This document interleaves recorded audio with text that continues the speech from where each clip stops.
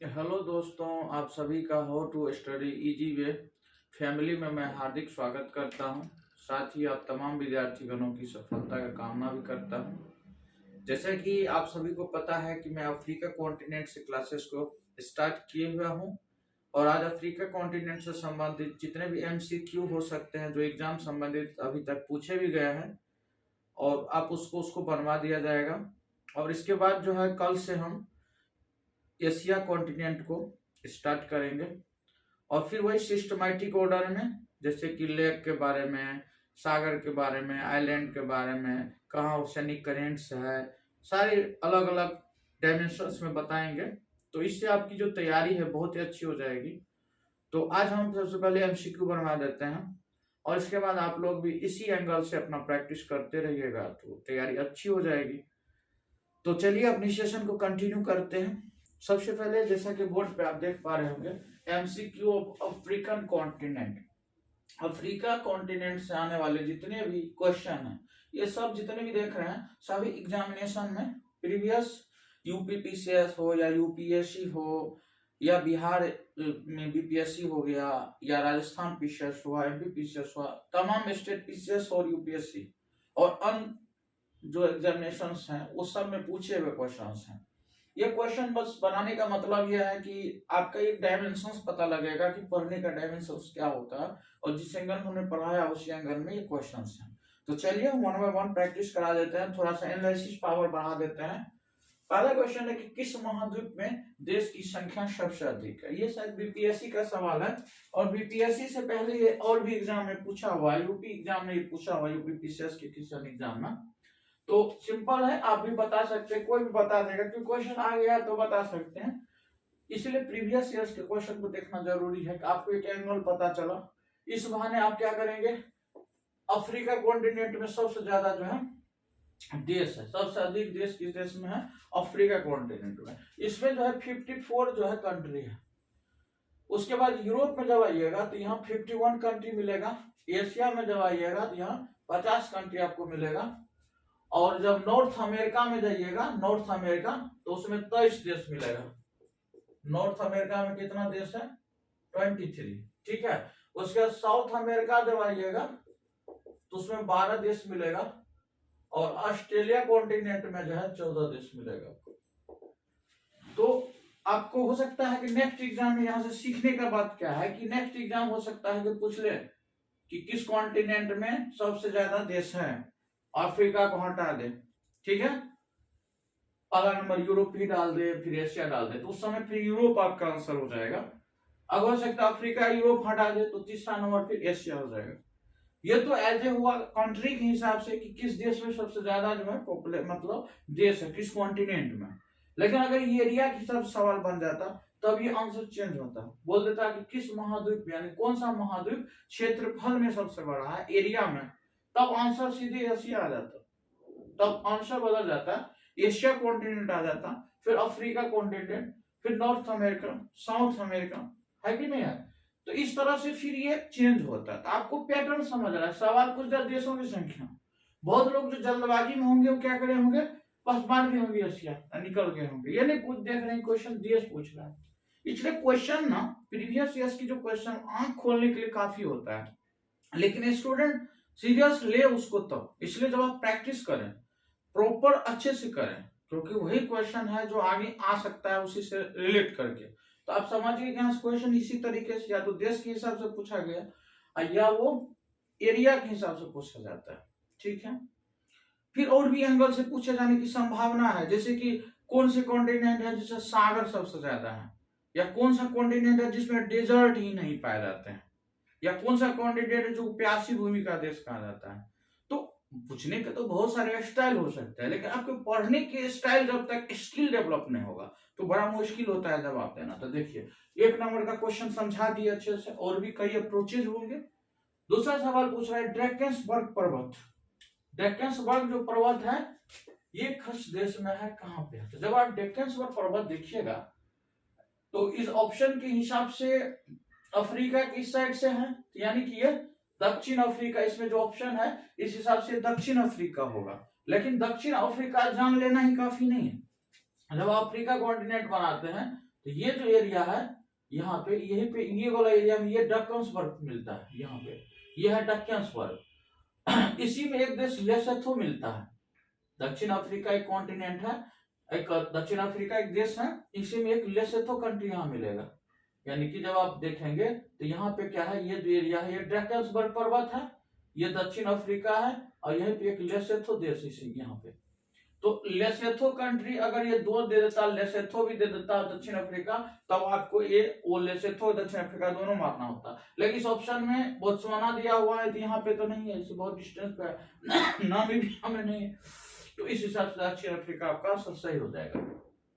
तीसरा क्वेश्चन पूछा है कि संसार का सबसे बड़ा मरुभूमि कौन है, डेजर्ट इन वर्ल्ड का सबसे बड़ा। तो वर्ल्ड का सबसे बड़ा डेजर्ट सहारा है, और जब हम एटलस क्लास लिए तो उसमें बताया सहारा डेजर्ट जो है 15 से 30 डिग्री अक्षांश के बीच पाए जाते हैं, नॉर्दर्न अक्षांश लेटीट्यूड में वो पाए जाते हैं। और उसके बाद जो है यहाँ पे ये 11 देशों में, मोरक्को, अल्जीरिया, ट्यूनीशिया, उसके बाद इजिप्ट जैसे देशों में पाया जाता है, लीबिया जैसे देशों में भी विस्तार है, यानी वेस्टर्न सहारा, मॉरिटानिया, माली, ये सब देशों में फैला हुआ है। टोटल 11 देशों में इसको समझाया हुआ है कि मिलता है। ठीक है, दुनिया का सबसे बड़ा डेजर्ट है, और ये अफ्रीका कॉन्टिनेंट में। अगर ये मतलब पोलर डाल के नहीं पूछ रहा है, स्थलीय हिसाब से पूछ रहा है, नॉन पोलर में सहारा सबसे बड़ा है। ठीक है ना, अगर वैसे दे देता तो फिर तो आपको पोलर रीजन का डेजर्ट को पकड़ना पड़ेगा। तो इसीलिए क्वेश्चन जब आप देख लिया तो थोड़ा एनालाइज कीजिए कि क्वेश्चन पूछ क्या रहा है। डेजर्ट पूछ रहा है, लेकिन वो डेजर्ट पोलर है या नॉन पोलर है। ठीक है, तो ये क्या है, नॉन पोलर रीजन का है, ये सबसे बड़ा हो जा रहा है सहारा। ठीक है, अब अगला क्वेश्चन पूछ रहा है कि कालाहारी जो मरुभूमि है ये कहाँ पे अवस्थित है। कालाहारी डेजर्ट पढ़ाए हुए हैं, कालाहारी मरुभूमि, कालाहारी डेजर्ट। तो कालाहारी जब जाइएगा तो ये कहाँ मिलता है, मेन रूप से ये जो डेजर्ट मिलेगा आपको, अगर आप जाएंगे तो ये मेनली आपको बोत्सवाना में ये पाया जाता है, कालाहारी डेजर्ट। ठीक है, कालाहारी डेजर्ट कहाँ पाया जाता है, बोत्सवाना में मेनली ये पाया जाता है। तो ये इंपॉर्टेंट है, आप इसको ध्यान रख सकते हैं। और उसके बाद जो है अब अगला क्वेश्चन है कि कौन से अफ्रीका महाद्वीप के घास के मैदान हैं। तो अफ्रीका महाद्वीप में देखिए एक सवाना भी घास के मैदान पाए जाते हैं, एक पार्कलैंड भी पाए जाते हैं, ठीक है, और एक वेल्ड भी पाए जाते हैं। ठीक है, तो यहाँ पे ऑप्शन के अकॉर्डिंग ए और बी जो है दोनों हो जाएगा, यानी इसका सी आंसर सही हो जाएगा। उसके बाद जब आगे बढ़िएगा तो आपको हॉर्न ऑफ अफ्रीका का अंग पूछा जा रहा है। हॉर्न ऑफ अफ्रीका यानी अफ्रीका का ईस्टर्न साइड है, अफ्रीका के कान के जैसा लगता है। ठीक है, तो जब आप हॉर्न ऑफ अफ्रीका का बात करेंगे तो उसमें क्या होगा, जिबूती होगा, इथियोपिया और सोमालिया, यानी कि सब होगा। अब इसको याद रखने के लिए कोड आपको JES हम दे रहे हैं। ठीक है, जे से जिबूती, ठीक है, ई से जो है आपको इथियोपिया और एस से सोमालिया। इस तरीके से आप इसको याद रख सकते हैं, एग्जाम में आया हुआ क्वेश्चन है। अब एक क्वेश्चन पूछा है, कौन सा देश तंजानिया, युगांडा और केनिया देशों के मध्य सीमा बनाती है, कौन सा देश। ठीक है, तो जैसे कि देखिए तंजानिया, युगांडा और केनिया है। तो जब विक्टोरिया लेक पढ़ा रहे थे तो बता रहे थे तंजानिया, तकिया एक कोड समझाए थे, तकिया, तंजानिया, केनिया और युगांडा, तो से तंजानिया, कोस केनिया से युगांडा। तो ये हो गया विक्टोरिया लेक से संबंधित जानकारी। और चैड तो 4 देश में है, नैना कैचा कंट्री में पड़ता है, नाइजर नाइजीरिया है ना, कैमरून, चैड 4 देश में पड़ता है। और उसके बाद जो है मलावी है, तो मलावी देश एक तो पड़ेगा, मलावी लेक भी है, मलावी देश भी है, और एक जो है मोजाम्बिक भी पड़ता है, और एक तंजानिया भी पड़ता है। ठीक है, तो ये मलावी वाला जो है वो 3 देश में चला जाता है, और ताना इथियोपिया में पड़ता है। तो इस तरह से आपको पूछा गया कि ये 3 देश को आधार बना करके पूछा कि कौन जगह मिलता है। तो इस तरह से आप इसको क्लियर रखेंगे। अगला है, नील नदी का वरदान किस देश को कहा जाता है, यानी गिफ्ट है। अगर नील नदी में हो तो वो देश एक तरह से डेजर्ट हो सकता है। तो नील नदी का वरदान जहां तक बात है तो ये मिस्र में मेन रूप से इस ऑप्शन में जो दिया गया है, इजिप्ट में ये मेन रूप से बहती है। तो इजिप्ट में आप कह सकते हैं नील नदी का वरदान है मिस्र। केनिया बिल्कुल अलग है, साइड में पड़ता है पूर्व में, और दक्षिण अफ्रीका एकदम नीचे अफ्रीका में पड़ता है, तो ये नहीं होगा, ये नहीं होगा। आप इसको एलिमिनेट भी कर पाएंगे, लेकिन क्लियर रहेगा देन ऑप्शन में भी बहुत सारी चीजें छट जाती है, आपको मैप क्लियर है सही से तब। उसके बाद देखिए आगे बढ़िएगा तो एक क्वेश्चन है, कांगो कहाँ पे स्थित है? कांगो, तो कांगो जो है ये एक देश है, कांगो जायरे, तो रिवर का नाम है। कांगो एक कंट्री भी है। तो देखिए अफ्रीका महाद्वीप में अवस्थित है, इसका आंसर कांगो स्थित कहाँ हो जाएगा? अफ्रीका कॉन्टिनेंट में। ऑस्ट्रेलिया का तो देश नहीं है, यूरोप का नहीं है। फिर पूछा है कौन सा अफ्रीका महाद्वीप में जलधाराएं नहीं है? जलधारा, अब अफ्रीका कॉन्टिनेंट में जब जाइएगा जलधारा को एनालाइज कीजिएगा तो गिनी में जाइएगा तो गिनी की जलधारा, सोमालिया के पास जाएगा तो सोमाली की जलधारा है कि नहीं है। उसके बाद जो है हिंद महासागर साइड से अगुलहास की जलधारा, बेंगुवाला की जलधारा। तो इस तरह से आप जलधारा को एनालाइज कर सकते हैं।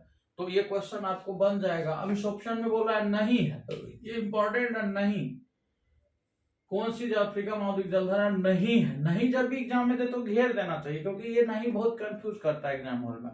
तो नहीं को घेर दीजिए। सोमाली, ठीक है, कनारी और गिनी, ये सब जलधारा है। गिनी की खाड़ी में गिनी की जलधारा, कनारी में कनारी जलधारा, सोमाली। तो ये जो है आपको ये भी है, ये भी है, ये भी है, और ये गल्फ स्ट्रीम इसमें नहीं है। तो नहीं वाला आंसर में डी आंसर जाएगा आपका। गल्फ स्ट्रीम की जो जलधारा है ये अटलांटिक महासागर में बहती है, ठीक है।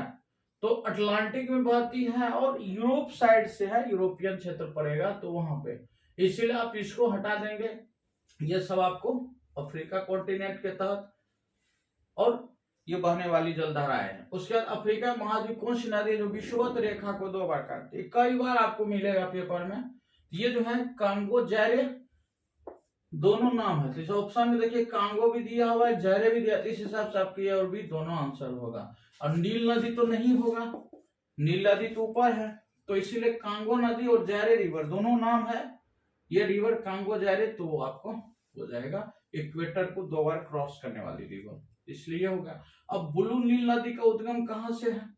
तो ब्लू नील जो रिवर है, अगर आप देखिएगा तो ब्लू नील जो है इथोपिया में ताना लेक से निकलती है। विक्टोरिया से तो व्हाइट नील हो जाएगी, तो विक्टोरिया कट गया। वोल्टा तो नहीं हो पाएगा। चैड में चैड झील तो नहीं होगा, यानी इसमें ताना जो है ये आंसर सही है। फिर मेडागास्कर आइलैंड है। मेडागास्कर अफ्रीका की इस साइड से मेडागास्कर मिलता है। जब अफ्रीका बनाएंगे तो आप देखेंगे ये वाला जो एरिया था, यहाँ मोजाम्बिक चैनल है, यहाँ मोजाम्बिक कंट्री था, ये मेडागास्कर था। तो मेडागास्कर द्वीप जो स्थित है वो कहां से हो जाएगा? इस साइड होगा, इस साइड हिंद महासागर, इस साइड प्रशांत महासागर, तो ये हो जाएगा इंडियन ओशियन आंसर सही। अब स्वेज नहर जोड़ती है किसको किसको जोड़ती है? तो भूमध्य सागर लाल सागर को जोड़ती है। प्रशांत और हिंद को तो नहीं जोड़ती है। काला सागर और व्हाइट सी को तो नहीं जोड़ती है। तो यानी कि भूमध्य स्वेज नहर भूमध्य सागर और लाल सागर को जोड़ती है। और आसमान जो बांध है किस रिवर पर है? तो आसमान बांध जो है आपको ये नील रिवर पर है और मिस्र में है, ठीक है, स्थित है। बोल रहा है आसमान बांध स्थित है। अब इस हिसाब से देखिएगा तो ये नहीं बोल रहे हैं कि कौन नदी पर स्थित है, ये भी नहीं बोल रहे हैं कि कौन देश में है। तो ये बड़ा कंफ्यूजिंग क्वेश्चन बन सकता है। तो मिस्र में भी है, मिस्र देश में ही है, और नील नदी पर है। इस हिसाब से आपको ए और बी दोनों डिसाइड करके ए और बी दोनों सही करना होगा। दक्षिण अफ्रीका में नहीं होगा ये नील नदी। दक्षिण अफ्रीका कॉन्टिनेंट, अफ्रीकन कॉन्टिनेंट में दक्षिण अफ्रीका एक देश है, तो वहां नहीं जाएगा, तो मिस्र और नील जाएगा। इस तरह से आपको ये क्लियर हो गया होगा। अच्छे से पढ़िए, ढंग से पढ़िए, जितना अच्छा से पढ़िएगा आपकी तैयारी उतनी ही अच्छी होगी। बार बार बार बार रिपीट करिएगा। इसलिए जो हम अफ्रीका कॉन्टिनेंट का मैप बताए हैं आप लोग उसको देखिए, जितना बार देखेंगे उतना अच्छा हो जाएगा। और ये एमसीक्यू बना लिए तभी हो गया। कल से हम यूरोपियन एशिया कॉन्टिनेंट से स्टार्ट करेंगे, फिर सेक्शन वाइज, और मेरी क्लासें अभी लगातार जाएगी। तो आप जितना भी आप फायदा उठा सकते हैं, और मेरे द्वारा जो प्रयास है अगर अच्छा लगता है तो आप इसको प्रमोट भी कीजिए, थोड़ा शेयर भी कीजिए लोगों तक, ठीक है। तो अब हम अपने क्लास को यहीं पे स्टॉप करते हैं।